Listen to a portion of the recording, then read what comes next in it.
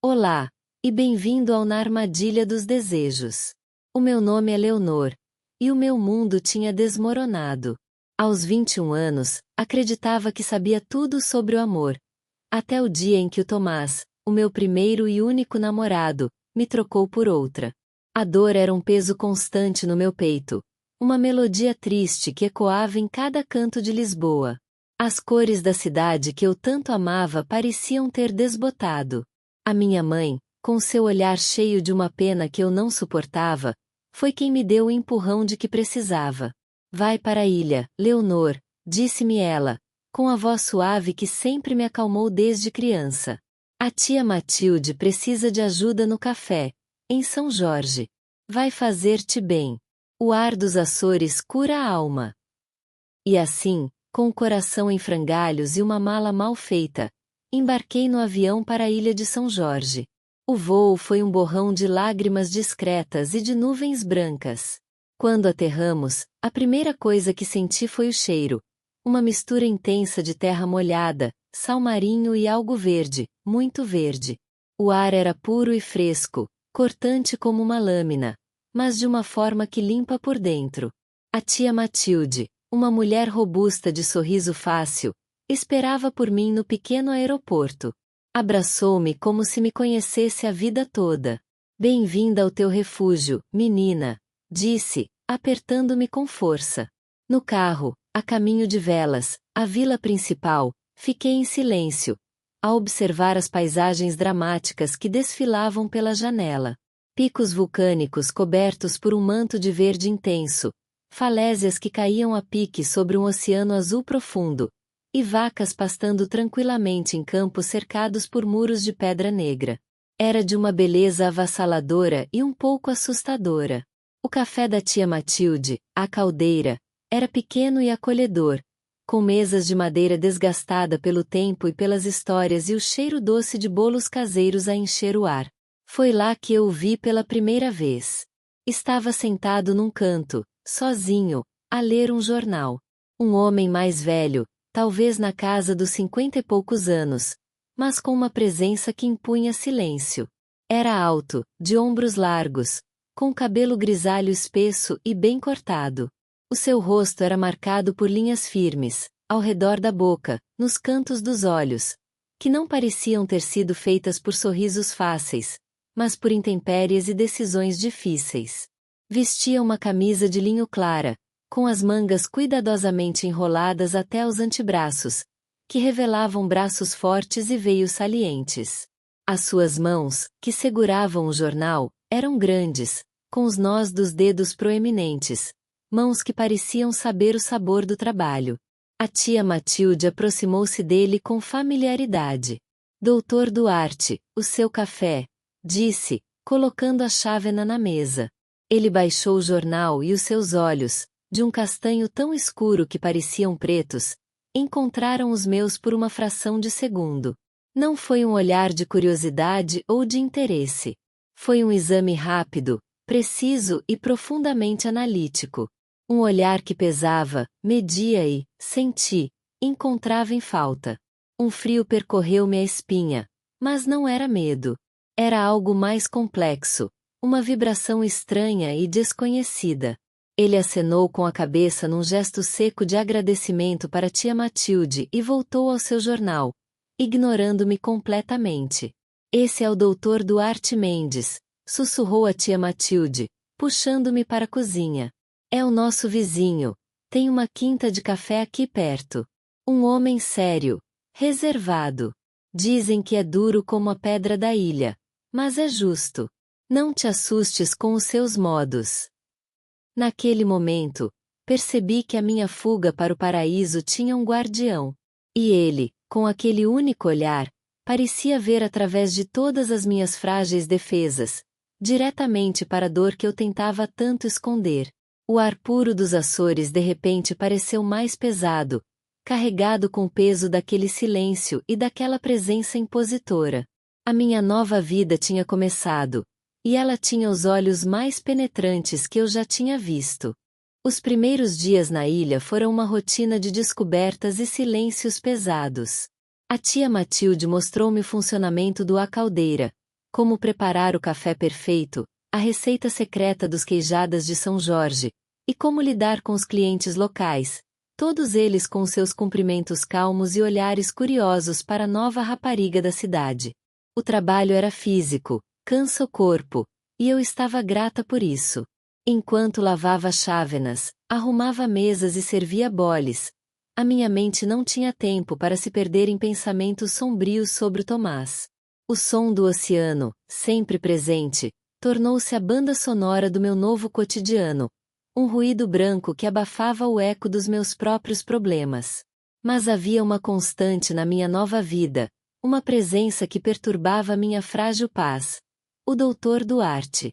Ele aparecia todas as manhãs, pontual como um relógio suíço, e ocupava sempre a mesma mesa no canto, a que tinha melhor vista para a Baía de Velas. Pedia sempre o mesmo, um café simples, sem açúcar, e um jornal. Nos primeiros dias, ele nem sequer me olhava. Eu colocava a chávena na sua mesa com uma mão ligeiramente trêmula, e ele limitava-se a um aceno de cabeça quase imperceptível, os olhos fixos nas notícias do continente. A sua postura era sempre impecável, os seus gestos econômicos e precisos. A maneira como ele segurava a chávena, como virva uma página do jornal, tudo nele transmitia um controle absoluto, uma frieza que me intimida. Os outros clientes falavam com ele com respeito que beirava a reverência, chamando-lhe Senhor Doutor. Ele retribuía com brevidade, sem nunca incentivar conversas prolongadas. Foi numa quarta-feira nublada que a nossa dança silenciosa mudou. Eu estava a distribuir açucareiros pelas mesas quando, ao passar pela dele, a minha manga embateu na sua chávena vazia, fazendo-a tilintar ruidosamente no pires. O som pareceu um grito no ambiente tranquilo do café. Desculpe! Exalei, o rosto a incendiar-se num rubor instantâneo. Pela primeira vez, ele ergueu os olhos para mim e manteve-os fixos nos meus. Eram, de facto, da cor do âmbar escuro, e naquela proximidade, eu conseguia ver minúsculas estrias de ouro a irradiar das suas pupilas. O seu olhar não era de irritação, mas de uma análise intensa e desconcertante. A pressa é inimiga da perfeição, menina Leonor, disse ele. A sua voz era baixa, um baixo profundo que parecia vibrar no meu externo. Ele sabia o meu nome. Claro que sabia, a tia Matilde ter-lhe-ia dito. Mas ouvi-lo da sua boca fez com que o meu estômago desse um salto. Não volto a acontecer, consegui articular, sentindo o rubor a subir-me até as orelhas. Ele não respondeu. Apenas inclinou ligeiramente a cabeça, os seus olhos a percorrerem o meu rosto ardente antes de se desviarem, dispensando-me de forma tão abrupta como me tinha fixado. Apercebi-me de que estava a prender a respiração.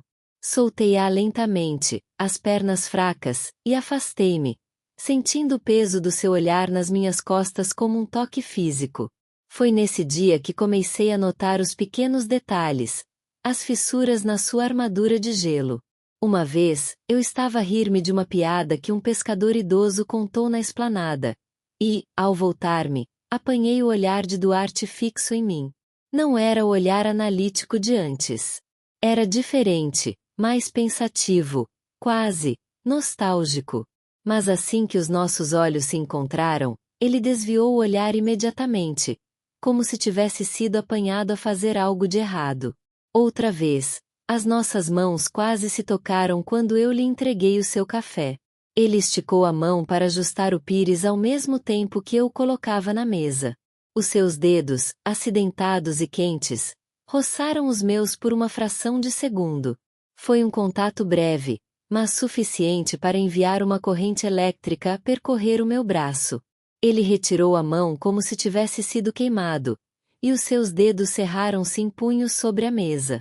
O meu coração batia descompassado. O meu corpo estava a reagir a ele de uma forma completamente autônoma, traiçoeira. Um rubor aqui, um tremor acolá, uma falta de ar quando ele estava por perto. Eu detestava essa falta de controlo, mas era inegável. Algo estava a despertar dentro de mim, algo que eu julgara adormecido para sempre. A tensão entre nós era como um fio elétrico, invisível mas carregado, e cada pequeno incidente, cada olhar trocado, dava um puxão nesse fio, fazendo vibrar com uma energia que eu não compreendia, mas que o meu corpo, aparentemente, entendia perfeitamente. Eu tinha vindo para São Jorge para me esconder, mas sob o olhar atento daquele homem, sentia-me mais exposta do que nunca. A tensão no A Caldeira tornará-se palpável. Cada manhã, quando Duarte entrava, o ar parecia ficar mais denso, carregado de uma eletricidade silenciosa que só eu parecia sentir. Os seus cumprimentos formais, um seco bom dia, menina Leonor, eram agora a norma. Eu respondia com um bom dia, senhor doutor, igualmente formal, mas as palavras saíam-me como um sussurro rouco, e as minhas mãos tremiam ligeiramente ao colocar a sua chávena na mesa. Os meus sentidos estavam permanentemente sintonizados com a sua presença. Conseguia distinguir o som dos seus passos na calçada do de qualquer outra pessoa. Conhecia o ritmo da sua respiração quando ele lia o jornal. E os seus olhos eram um campo de batalha silencioso. Às vezes, sentia o peso do seu olhar em mim enquanto eu atendia outros clientes, um calor nas minhas costas que me fazia endireitar a coluna e corar sem razão aparente. Mas quando me virava, ele estava sempre imerso na sua leitura, o seu perfil um estudo em granito. Foi então que o tempo começou a mudar. O céu, outrora de um azul intenso, cobriu-se de nuvens pesadas e plúmbias. O vento começou a uivar, um som agourento que anunciava a chegada de um temporal. Os pescadores recolheram os barcos mais cedo, e os clientes do café diminuíram, todos a abrigarem-se nas suas casas. A tia Matilde, com o rosto vincado de preocupação, olhou para o céu. Vai ser um mau temporal, Leonor. Um daqueles que parece querer levar a ilha consigo. Ela apertou-me o ombro. Vamos fechar o café. Vem para casa, é mais seguro.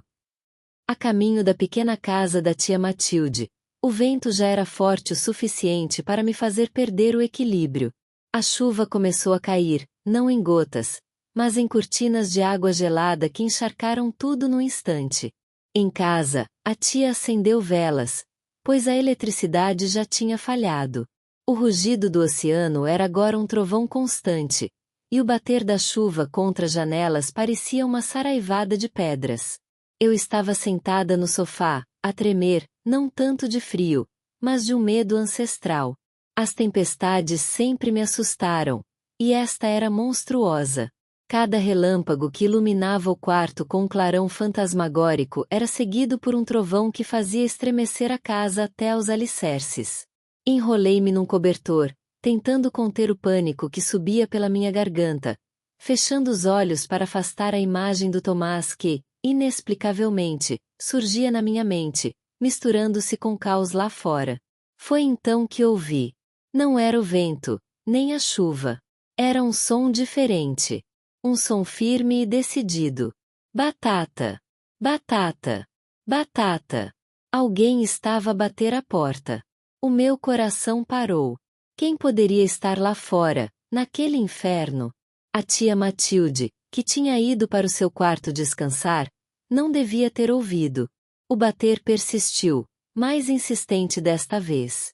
Com um nó de medo no estômago, levantei-me e, envolta no cobertor, aproximei-me da porta. Quem é? Perguntei, a minha voz trêmula perder-se no estrondo da tempestade. A resposta veio baixa, mas clara, cortando o ruído como uma faca. É Duarte. Duarte. O que estaria ele a fazer aqui? Sem pensar, puxei o trinco e abri a porta. E lá estava ele. A imagem dele ficou para sempre gravada na minha memória. Envergava um impermeável escuro, completamente encharcado, que colava ao seu corpo, revelando a sua figura imponente. O seu cabelo grisalho, normalmente tão impecável, estava desalinhado e pingava água no seu rosto pálido. Ele respirava com dificuldade, o peito a subir e a descer rapidamente, como se tivesse corrido até ali. Mas eram os seus olhos que me prendiam. Na penumbra do corredor, iluminados por um relâmpago próximo. Eles não eram frios nem analíticos. Eram negros como breu, intensos, e ardiam com o fogo primitivo que me fez recuar um passo. Ele não disse uma palavra. Apenas me fitou, e o seu olhar pareceu consumir-me por inteiro, da ponta dos cabelos molhados aos pés descalços. E então aconteceu. O meu corpo, a minha maldita e traiçoeira fisiologia, entregou-me por completo. Uma onda de calor, intensa e avassaladora, subiu do meu peito até ao meu rosto, que ardia. A minha respiração ficou presa, os meus lábios entreabriram-se num suspiro silencioso. As minhas pernas fraquejaram de tal maneira que tive de me agarrar à ombreira da porta para me manter de pé. Um tremor incontrolável percorreu-me o corpo, e os meus dedos crisparam-se no madeiro. Era uma reação visceral, instantânea e completamente além do meu controlo. Ele estava a ver tudo. Ele via o efeito devastador que a sua simples presença tinha sobre mim. Os seus olhos percorreram cada centímetro do meu rosto, da minha postura, como se estivesse a ler um livro aberto. Ele viu o rubor, a respiração ofegante, o tremor. E o seu próprio corpo respondeu. Os seus maxilares cerraram-se, fazendo saliente um músculo na sua face. As suas mãos, ao lado do corpo, fecharam-se em punhos tão tensos que os seus nós dos dedos branquearam. Ele estava a travar uma batalha interna, e eu conseguia senti-la no ar carregado entre nós. Finalmente, depois de uma eternidade, ele falou. A sua voz era áspera, rouca da luta e do vento, um sussurro grave que chegou até mim através do uivar da tempestade. Leonor. O meu nome, na sua boca, nunca tinha soado daquela maneira. Era uma oração, uma condenação, um desejo. Diz-me para ir embora. A sua voz era uma corda esticada ao limite. Diz, e eu vou. É a tua última oportunidade. A única. As palavras ecoaram na minha mente. Diz-me para ir embora. Era o sensato, o lógico, o seguro. Mas o meu corpo, o meu coração, a minha alma, já tinham dado a resposta. O medo transformou-se em algo completamente diferente, em uma coragem nascida do desejo mais puro que já tinha experimentado. Abri a boca, e a minha voz saiu como um fio de som, mas era clara e inegável, carregada de uma verdade que já não podia negar. Não vás. Por favor, não vás. Por um segundo, ele não se moveu. E então, algo mudou no seu rosto. A tensão nos seus ombros dissolveu-se, substituída por uma determinação feroz. Ele deu um passo para frente, cruzando a soleira da porta, e o mundo exterior, com toda a sua fúria, deixou de existir. A porta fechou-se atrás dele, abafando subitamente o rugido da tempestade. Ficamos os dois envoltos no silêncio pesado da sala, apenas quebrado pelo crepitar das velas e pelo som da nossa respiração ofegante. A água pingava do seu impermeável, formando uma poça escura no chão de madeira. Ele não tirou os olhos de mim, e eu não conseguia desviar os meus dele. O ar entre nós estava carregado, denso, como se estivesse prestes a desencadear-se outro tipo de tempestade. Ele moveu-se primeiro. Com gestos lentos e deliberados, abotoou o impermeável molhado e pendurou-o num cabide perto da porta. Por baixo, trajava uma camisa simples de linho, que colava ao seu torso de umidade, delineando os músculos das suas costas e ombros. Era uma visão íntima, proibida, que fez o meu coração acelerar ainda mais. Ele virou-se para mim, e os seus olhos, agora mais calmos, mas não menos intensos, percorreram o meu rosto. Estás a tremer, disse a sua voz, suave agora, perdendo a aspereza do lado de fora. Só então percebi que ainda estava enrolada no cobertor, e que os meus dentes batiam uns nos outros. Não era de frio. Era do choque, da adrenalina, daquela proximidade avassaladora. Abanei a cabeça, incapaz de formar palavras. Ele aproximou-se, não como o predador que eu por vezes imaginara, mas com uma cautela que era quase reverente. Parou a poucos centímetros de mim. O calor do seu corpo era um farol na sala úmida. Ele ergueu a mão, e eu instintivamente fechei os olhos, sentindo seu hálito quente no meu rosto. Em vez de me tocar, a sua mão passou rente à minha face, afastando um fio de cabelo molhado que me colava à testa. O toque foi tão leve, tão fugaz, que poderia ter sido imaginado, mas a onda de arrepios que me percorreu foi muito real. Não chores, sussurrou ele, e foi só então que senti as lágrimas quentes a escorrerem-me pelas faces. Eram lágrimas de confusão, de medo, mas também de uma libertação estranha. Abri os olhos e vi o seu rosto suavizar. As linhas severas em volta da sua boca relaxaram, e pela primeira vez, vi algo que se assemelhava à vulnerabilidade nos seus olhos. Por que vieste? Consegui perguntar, a minha voz ainda trêmula. Ele suspirou, um som profundo que parecia vir das profundezas do seu ser. Por que não consegui ficar longe de ti? Não nesta noite. Não sabia se estarias assustada. A simplicidade da sua declaração desarmou-me por completo. Ele não tinha vindo com discursos elaborados ou promessas vazias. Tinha vindo porque precisava de vir. Por minha causa. Sentamo-nos no sofá, lado a lado, enquanto a tempestade continuava sua fúria do lado de fora. A proximidade era eletrizante. Os nossos joelhos quase se tocavam, e cada movimento seu, por mais pequeno que fosse, era amplificado pelos meus sentidos hiperalerta. Foi ele quem quebrou o silêncio, começando a falar numa voz baixa e confessional. Falou da sua juventude, de um amor de faculdade, intenso e arrebatador, que terminou em traição e deixou um cinzento no seu mundo durante anos. Falou do seu casamento, um acordo mais de conveniência e amizade do que de paixão, que terminou pacificamente quando a sua esposa percebeu que o coração dele estava fechado para sempre. E falou do seu filho, Miguel, que vivia em Lisboa e com quem a relação era tensa e distante, marcada pelo seu caráter fechado e pela incapacidade de demonstrar emoções. Sempre achei que o amor era uma fraqueza, Leonor, disse ele, fitando as chamas das velas. Uma distração perigosa que só traz dor. Aprendi a viver sem ele. Até tu. As suas palavras ecoaram dentro de mim. Ele estava a dar-me uma peça de si, a mostrar-me as feridas que moldaram o homem à minha frente. E eu compreendi. Compreendi a sua frieza, a sua distância. Era uma fortaleza que ele construíra para se proteger.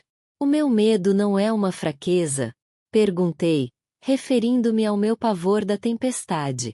Ele voltou-se para mim, e os seus olhos suavizaram-se. O teu medo torna-te humana. A minha falta de medo. Isso é que me tornou numa estátua. Nesse momento, algo mudou. A atração que sempre sentirá por ele transformou-se em algo mais profundo, mais perigoso. Uma empatia feroz, um desejo de chegar àquele homem por trás do muro e mostrar-lhe que valia a pena correr o risco. Foi então que o meu telemóvel vibrou no bolso. Um som anacrônico e intrusivo naquele momento. Ignorei. Ele vibrou novamente. E depois uma terceira vez, insistente. Com um mau pressentimento a formar-se no meu estômago, retirei-o. Eram mensagens do Tomás. Leonor, precisamos de falar. Sei que estás nos Açores. A tua mãe disse-me. Estou a repensar tudo. Foi um erro. Deixa-me explicar. O sangue correu-me gelado nas veias. O meu passado, a minha dor, estava a alcançar-me, a invadir aquele santuário que eu e Duarte estávamos a construir. Ele viu a cor desaparecer do meu rosto. Estás bem? Perguntou, a sua voz carregada de preocupação. É o meu ex-namorado, admiti, a sensação de culpa apertar-me o peito. Ele quer voltar. O rosto de Duarte fechou-se. Não com a frieza anterior, mas com uma expressão séria e ponderada.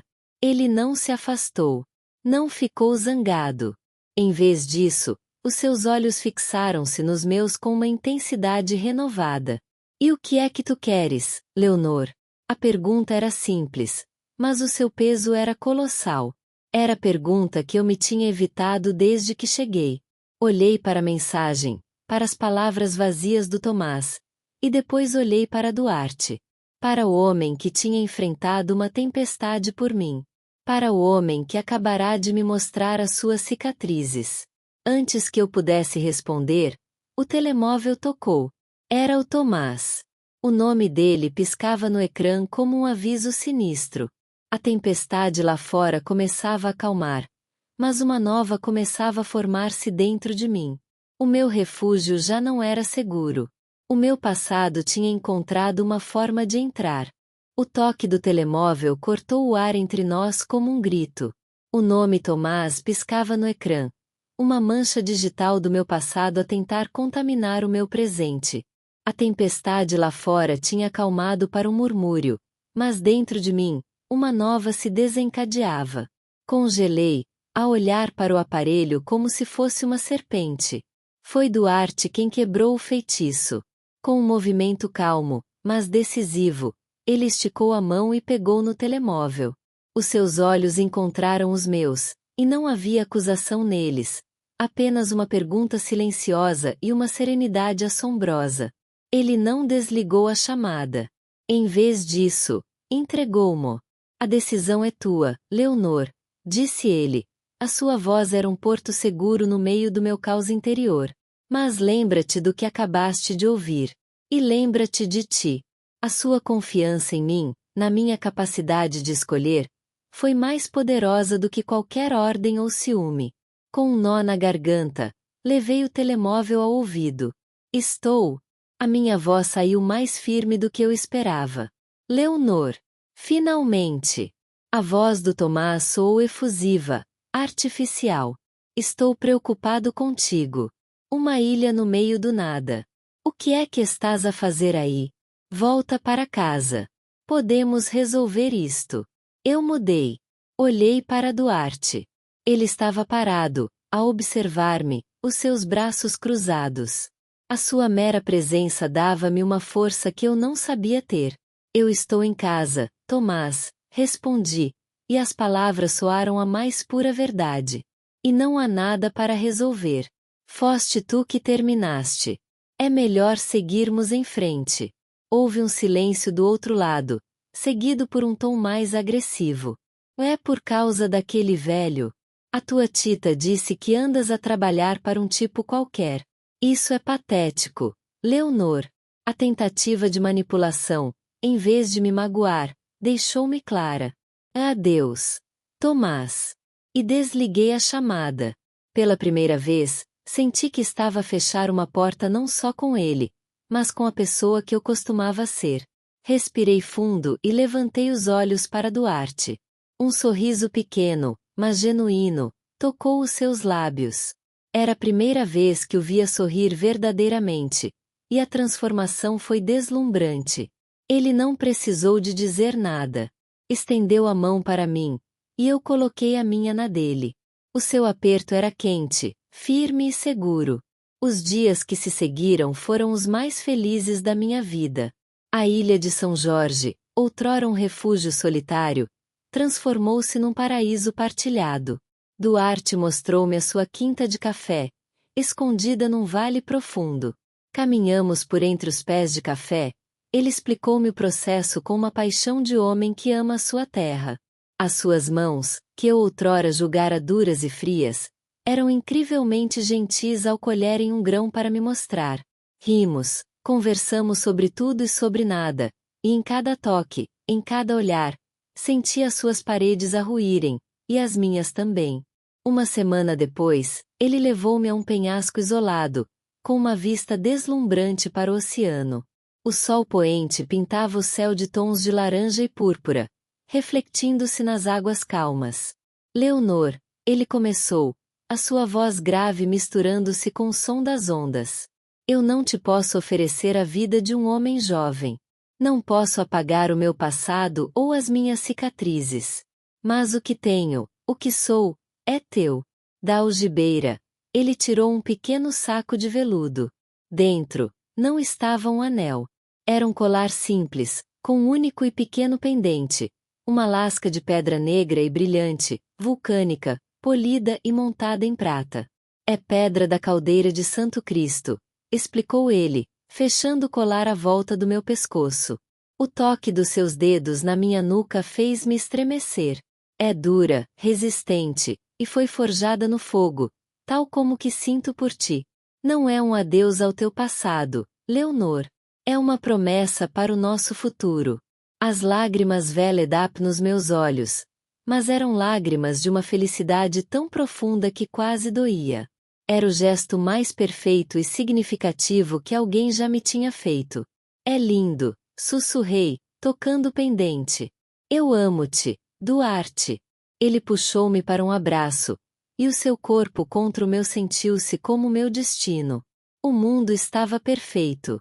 Pela primeira vez, tudo estava no seu lugar. Foi então que o telemóvel de Duarte tocou. Ele ignorou, mas quem quer que fosse era insistente. Ele suspirou, separando-se de mim com relutância. É o meu advogado, disse, ao consultar o ecrã. Deve ser urgente. Atendeu. Eu observei o seu rosto, ainda banhado pela suave luz do entardecer. Vi a sua expressão mudar. A suavidade desapareceu, substituída por uma confusão, que se transformou em incredulidade e, por fim, num puro e absoluto horror. A cor esvaiu-se do seu rosto, deixando-o cinzento. O quê? A sua voz foi um sopro rouco. Como? Como é que isso é possível? Quando? Os meus próprios instintos de alarme dispararam. Algo estava terrivelmente errado. Ele desligou a chamada, a mão a tremer ligeiramente. Os seus olhos, cheios de um terror que eu nunca lhe vira, encontraram os meus. Leonor. O seu sussurro foi dilacerado. É o Miguel, o meu filho. Ele engoliu em seco, lutando para formar as palavras. Ele está em Lisboa. Ele fez queixa de mim. Acusações formais. Diz que eu o pressionei psicologicamente para vender a sua parte da herança da família. E que a sua voz quebrou. Ele mencionou-te.